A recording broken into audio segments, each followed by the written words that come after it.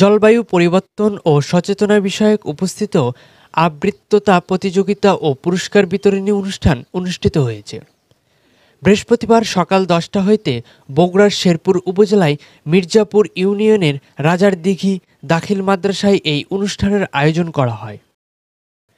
উক্ত অনুষ্ঠানে সভাপতিত্ব করেন অত্র মাদ্রাসার সুপার জনাব আলহাজ মাওলানা মুহাম্মদ ওমর ফারুক সাহেব। প্রতিযোগিতায় অনেক শিক্ষার্থী অংশগ্রহণ করেন।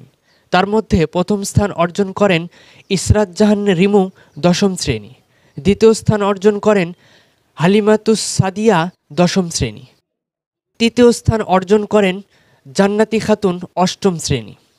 এই সকল ছাত্রী অনুষ্ঠানে বিজয়ী লাভ করেন।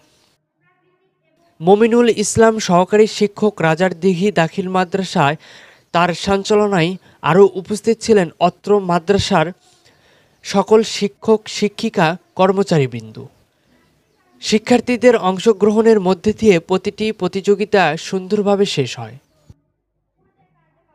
সবশেষে বিজয়ীদের হাতে পুরস্কার তুলে দেওয়া হয় এবং সভাপতির সমাপনী বক্তব্যের মধ্যে দিয়ে অনুষ্ঠানের সমাপ্তি ঘোষণা করা হয়। শরীফ আহমেদ, প্রাণের সংবাদ, বগুড়া।